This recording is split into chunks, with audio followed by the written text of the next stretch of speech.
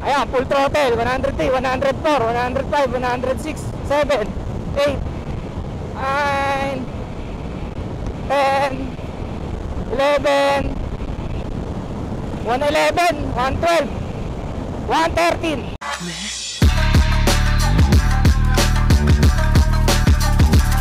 Ayan, nakikita nyo. Bagong bago sa.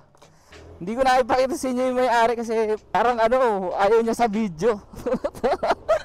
Pero shoutout sa iyo, Patrick. Salamat sa pagpapahiram nitong iyong alaga.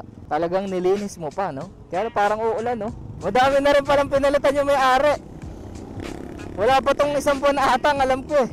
Ito, side mirror, iba na. Tong visor, iba na. At ito, mayroong helmet hook dito. Pero tayo ng ganya. Tapos mas maliit siya kasi sa B3. And yung kanyang riding position, syempre sports mode, medyo siya, nakapaganyan, no? Parang nakasubasub ka. Same lang din ang haklet ng NMAX. Parehas lang talaga to ng engine. Nag-iba lang to sa gear ratio siguro, sa compression ratio, no? Syempre sa sa weight. Mas magaan to, kaya mas madaling umalis to. Ayun, no? And syempre yung pinaka nagbago dito, mga buddy, ito yung kanyang panel gauge. Anyway, mamaya na, tigil tayo para mapakita ko lahat yung bagong features, yung mga changes dito from the previous version. Hindi ako sanay. Nakasubasob. Sa NMAX, chill tayo, nakaganyan eh, no? So, test speed natin siya dito. Ang luwag, oh.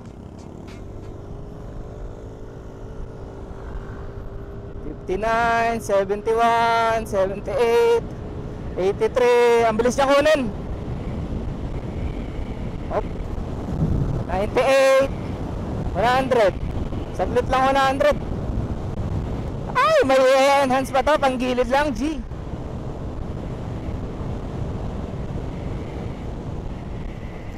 Ayos lang din. Ang dali niyang kunin 100. Para ako naka dito, guys. Para ako naka M3 na medyo malaki. Ganyan yung niya, ito yung manibela.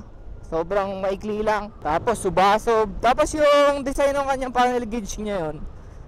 Kung dati parang nakahiga siyang ganyan, ngayon parang hinarap talaga sa'yo para kita mo kung ano na speed mo, no? Para pag nagtak ka na ganyan, oy! Oy! Oy! Sarap talaga ng bagong motor. Ang smooth niya umandar, ang smooth ng suspension. Though pinalitan na yung suspension nito sa likod. Pakita ko sa inyo mamaya. Ayan, ayun yung motorsiklo. Anong shock to? Ayos din to, Geno 11101. Hindi ko alam to, pero okay ah. Hindi siya matagtag. Yung bounce niya sakto lang. Adjustable ba to? Ano ba to? Yung spring lang. Yung spring lang yung adjustable. So akala ko nung una is kulay puti itong Aerox na ganitong kulay. Yung pala hindi. Kulay blue pala siya. So glaze blue yung tawag niya, no? Yung parang umiilaw yung niya, no? Pagka blue. Ayan, no? At yan, ito, nabigyan tayo ng pagkakataon na ma-ride tong Aerox version 3 na mainit sa market ngayon. At alam nyo naman na napakadaming naka-Aerox. Unang mga binago, mag-focus tayo sa mga binago dahil alam nyo naman na kung ano yung itsura ng mga previous na Aerox. Aerox B1, Aerox B2, alam nyo na yon. At yung engine nito, hindi na magiging espesipikado dahil wala namang halos binago sa engine ng version 3 na to. Pwera na lang dun sa SP version na merong turbo. Dahil ito, yung nasa harap natin is standard version at makikita nyo yan.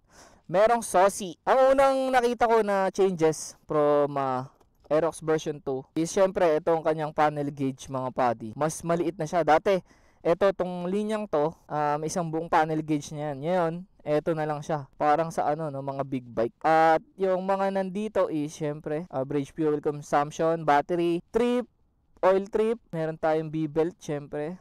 At odometer. So, ang odo nito ay ayan. 306. At pag winopin natin siya, andyan pa rin yung RPM niya. Dito, isa na lang, nandito siya sa left side. Tapos dito sa kabila yung kanyang fuel gauge. At itong taas, hindi ko alam, siguro lagayin to ng error. Ang isa pang nagbago na solid dito, ito, yung kanyang headlights. Sinasabi ng iba na para daw air blade o parang click. And kung makikita nyo mga buddy, yan projector ba yan? Ayun, pa-box siya eh. Pa-rectangle, kabilaan. At meron siyang parang chin na ang kanyang material ay parang carbon. Ito naman sa kanyang front suspension, mga buddy, not sure kung tinabaan to katulad ng NMAX B3, pero tingin ko hindi. Same lang siya nung dati na hindi mataba. Sa NMAX B3 kasi, yung bago na NMAX B3 is mas mataba na yung mga fork. At syempre, yung kanyang wheelbase 14 pa rin, same ng sukat, 110/80, 14 sa likod. Sa likod 14 pa rin na ayan tama, 140/70. At yung suspension nito mga buddy, pagka binili nyo sa kasa, is yung typical na suspension ng mga Yamaha Aerox na walang baso. Ito pinalitan niya na nature lang, kung mas mababa to compare sa stock, hindi ko na natanong yung may-ari. At CVT niya same lang, same pa din ang CVT ng version 2, pero dun sa SP version, yung sa turbo is syempre iba yung laman loob nun. Ito, kung ano yung CVT nyo kunyari sa NMAX B2, Aerox B2, papasok dito mga buddy, kasi same lang naman siya. And ang isa pang napansin ko dito, etong kanyang tapalodi sa likod, no? Kakaiba na yung korte. Dati parang walang ganti, walang bewang. Parang taillight ng sniper. Yung kanyang signal lights, ayan, LED na mas pinaliit. And syempre, ito yung pinaka nagbago sa lahat. Yung kanyang taillight. Tama naman. Parang kasing laki lang ng vape. Oh. Kasi laki lang ng vape, napakaliit, parang sa sniper din. Ewan ko kung saan nila ginaya to, pero parang hawig nung sa sniper na bago. And syempre, ang pinaka ikinatutuwa ng lahat na pinagbago nito is ito, yung kanyang disc brake sa likod. So dati kasi, nagko-convert pa yung mga naka-Aerox na magpa-disc brake sa likod. At dito sa standard version o is SP man yung bilhin nyo, basta version 3 is naka-disc brake na po siya sa likod mga buddy. So no worries, pero magandang pangitain to para sa mga Aerox version 2 na gustong mag-convert ng disc brake sa likod. So pwede kayong bumili ng genuine straight. Tingin ko papasok yun sa B2 nyo. Ayan, ganyan siya. And ito ang kanyang pipe, same lang din. Dito makikita natin is napalitan na to. Ayan, may pa-LC na si Paddy. O, di ba? Arm. Straight arm ang kanyang radiator, no? And ito, parang pumayat may nawala ditong party Kaya ako nasasabi na parang ang liit o ang nipis ng Aerox version 3. Parang may nawala dito So, sobrang straight lang siya pag ganun. Tak! Tawag ko dito parang sniper na ginawang automatic. Ganun yung tingin ko sa kanya. At ito, disusi pa rin tayo. Fuel seat. Alam nyo na yan. Tingnan natin yung kanyang compartment. Same lang din to ng laki, ang alam ko. Dito kanyang battery, saka yung Y-Connect. Meron pa ring Y-Connect to. And nilagyan lang ni Paddy dito ng another bag para hindi nakakalat dito. Ito, ano meron dito? I see the look. Okay, yung kanyang chassis code pag magpaparehistro kayo. Upuan niya, may nagbago ba? Same pa rin. Ewan ko lang kung pasok to sa B2. Pero feeling ko parehas lang sila. Enjoy, isa pa pala mga Paddy, no? Napansin ko sa unang upo ko na mas pumayat to. Parang mas lumiit din yung kanyang footboard. And dito, makikita nyo meron dry carbon din. Parang dry carbon na material. Airbent ba to? Bukas ba to? Angas mo niya kung airbent yan sa. Pero mukhang hindi, sarado siya, design lang. Side mirror, pinalitan na ng may-ari. And itong visor, pinalitan din ng may-ari. At ang pinaka nagbago ay ang pagmumukha ng Aerox B3 na to. Tingnan nyo naman, napakasungit. Tamo naman yung ilaw niyan, G! May daytime running light na kilay dito. Tapos ito, pabox yung ilaw niya sa loob, pa rectangle. Ganda man. Yung iba napapangitan dito, pero para sa akin okay naman. Kahit doon sa NMAX B3, iba napapangitan. Siyempre, gano'n naman, matatanggap mo rin yun na, uy, putang ina, ganda pala talaga, G. Ikutan natin yung Aerox ni Paddy. Aerox. Ang ganda nung stock ba to? Ayun yung kanyang decals. Yamaha BBA variable. Parang nasa circuit. Yung mga circuit, nandito yung mga sticker niya. Doon kasi sa mga previous na mga version is walang sticker dito. So dito naglagay sila Ang galing talaga ni Ahamay kasi nakikita nyo yung mga ginagawa nyo na pa-sticker dito sa baba. Ayan, nilagay niya na. Variable valve actuation, Yamaha, Aerox. So sobrang sporty. Appreciate nyo lang yung Aerox. Ayos ba? Ayos, no? Since standard version siya, wala siyang ABS, wala siyang TCS, pero meron siyang Y-Connect na hindi mawawala. Na ewan ko lang kung nakakalobat pa rin dito. At ang maganda pa pala dito, na muntik kong malimutan, no? Kung matagal na kayong user ng Yamaha Aerox version 2, version 1 at NMAX version 2, is alam nyo na yung buwaka ng shit na issue namin is yung Horror 12. So dito mga Paddy, sa Horror 12 mga Paddy, is yung sakit niya, nasusunog siya. Kaya biglang mamamatay motor mo, biglang di aandar, nasa malayong lugar ka, biglang mamamatay, wala kang magagawa kundi shit na lang yung sasabihin mo. Ang dahilan kasi nasusunog yung sakit na kinokonektahan na itong kanyang stator papunta doon sa ECU Ngayon, yung sakit na yun, nandito yun, nakatago. Dito sa Aerox version 3 is, sinolusyonan na yun from ECU, from dito sa kanyang stator, papuntang ECU, rekta na po yung kanyang connection. So, wala na tayong iisipin, no, na magiging problema sa pag-ride natin sa malayo dahil okay na yung nasusunog lagi na buwaka ng shit na sakit. Ang galing mo. So yun, ayos na to. Yun yung pinaka-solid na talagang parang buying point mo, no? Parang, itangin na, wala nang Horror 12 yung version 3. Though hindi natin alam kung wala na talagang Horror 12, pero at least, yung nasusunog lagi is nasolusyon na at nirekta na nila papunta doon. Rekta na. So yung mga nagtatalo dyan na mga buwaka ng shit na mekaniko sa Facebook, na pag daw nirekta is masama dahil ang sisirain niya is yung ECU doon sa may taas, which is mas mahal, is hindi po, kasi nakikita nyo, yun yung ginawang solusyon ni Yamaha. Kasi sa NMAX ko, nirekta ko na yun. Tsaka na, nagastos ko lang doon, 106 lang ata o 100 pesos, something na ganun. Bumilan lang ako ng automotive wire. Syempre, yung wire na gagamitin nyo dapat compatible doon. Since yung sa atin naman, hindi na siya nasira, 1 year na siya mula nung ginawa natin. Narekta natin yun, papunta doon sa ECU, wala na siyang sakit. At yun, okay naman.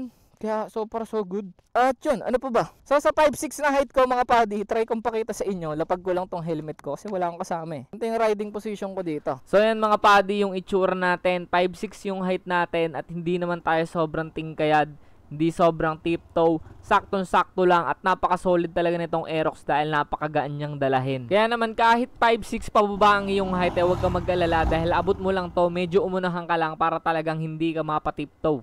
Yeah!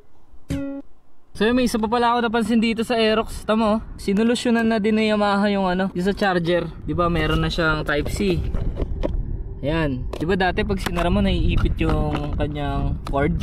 Ngayon tingnan mo naman Diyan, may open na siya dito. So pag kinlose mo yan, pwede na siya lumusot dito. Hindi na siya maiipit. Kasi butas na nga dito. Alright. At meron pa palang isa mga padi.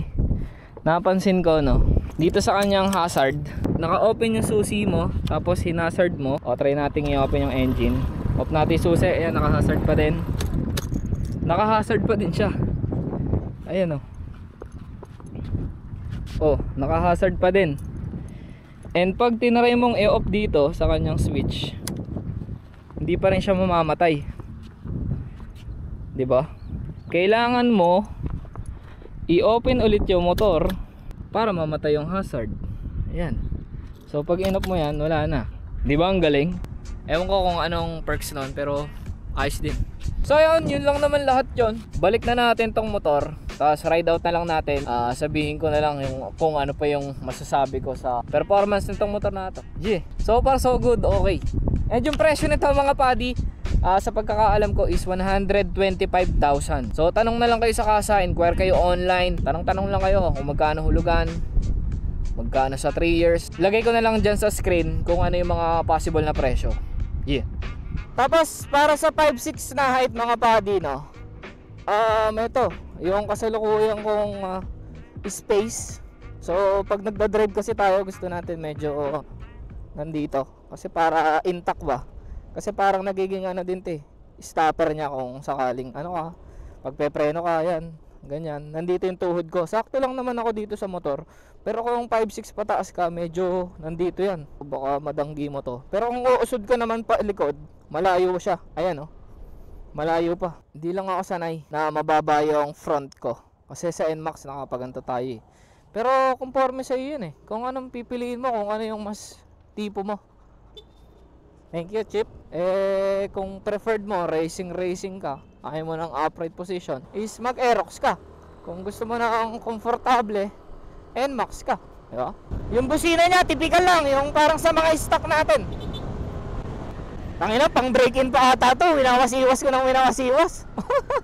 300 pa lang tinakbo Iba din talaga na ihahatid ng ibang motorsiklo. Baga, iba't ibang motorcycle, iba't ibang emotion yung ibibigay niya sa iyo Pero sa 5'6 na height ko pala mga padi, hindi niyo na kailangang babaan yung shocks. Tangina, hindi ako fan nung bababaan yung shocks. Parang masisira mo yung yung ride. Pero na lang kung may concept ka na hinahabol, kunyari mga straight bike, Indo concept, something na ganun. Kung pan daily use, mas advisable ko yung Ayan, stock height sa unahan. Kasi doon sa NMAX, nanggaling na rin ako sa galing na rin tayo sa nagbabatay ng 1 inch nga lang yun eh. 1 inch o 1.5. Talaga tangina, pinunta ko ng Quezon. Talaga pag uwi ko, binalik ko sa dati. Hype na yan. Yung stock height kasi nito, kunyari ito, Aerox. Pagka nagamit mo yan is bababa pa yan. Yung sag niya, pag umupo ka is bababa pa. Kasi ito, bago pa yung mga spring nito sa loob. Tapos yung oil sa loob is bago pa. So, break-in period ba talaga? Halos lahat dito, binibreak-in mo, hindi lang engine. Sipin mo, konti lang play nito. Tapos ibababa mo pa. Aray ko, tukod ka talaga. At least dito, pag stock height, wala kang problema. Kahit sagasaan mo yung mga bako dyan. Try natin dito. Let's try this. 80, 81, 82, 83, 84, 85, 88, 89, 90. Bilis tumaas. 96. 103. Yung natin. 106. 107. 108. 109. 110. 111. Oh, tama na. Stoplight eh. Ayos din. Feeling ko talaga kaya nito mag 120. At isa pa pala na magmamatter daw mga padi, yung budget mo. Kunyari, trip mo NMAX. Yung NMAX, ang standard version is 150k. Ito, 120k. Kung same engine lang naman, di ba? Doon ka na sa NMAX. Kaya lang pala, kaya mas mahal yun kasi keyless yung standard version nun. Tapos may ABS yun, harap likod. Tapos may traction control din. Dito, wala. Wala lahat, as in human ABS, walang traction control. So basic lang talaga. Kaya mas mahal talaga yung NMAX. Pero kung engine performance lang yung hanap mo, okay na to. Try natin dito. Isa pa. Kanina 100 Dito try uli natin. Kanina 111, 113, 7, 94, 95, 98, 99. Ayan, full throttle, 103, 104, 105, 106, 7, 8, 9, 10, 11, 111, 112, 113. Hopya. Sheesh! Let's go. Yung hawakan ng takip, may designated na lagayan talaga. Ayan o. Ay, sorry. Tining! Anis. Kulit eh, no? Kay Bossing, version 2. Sa atin, version 3. Angas. Dali niya din isingit. Siyempre, Aerox yan eh. Oh. Oh. Hey! So mga padi, no, meron nga pala tayong YouTube, TikTok, saka Facebook. Follow nyo ako dun. Automatic lang din naman yun. Iba yung mga content na ina-upload natin dun. Merong wala dito na meron dun mga update natin sa araw-araw. Dyan. Wow. Ang laki. Jumbo. Laki ng GS eh, no? Tangina, tunog eh. Tunog kotse eh, no? Ayan, no? Hey! Hey! May camera siya eh. Mapapakita tayo sa camera ni Kuya.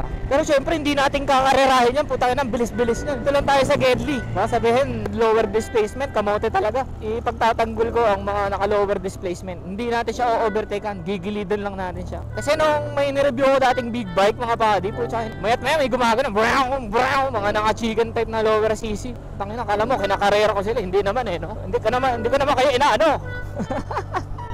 Pangarap ko yun, no? Makapasok sa expressway. Sarap niyan, bilis ng biyahe mo niyan. Nakamotor ka na, tapos pwede ka pa sa expressway. Tangina, cheat code to the max. Panis sa'yo lahat. Huwag lang uulan. Pero hindi, may kapote. Madali lang magkapote. At yun mga padi, hanggang dito na lang. Syempre, shoutout sa may-ari ng motor kay Patrick. At syempre dito sa ating katrabaho na si Kuya Mark G. Hanggang dito na lang mga padi. Go like, share, and subscribe. I'm out. Babush, hanggang sa susunod na muli. Wiw!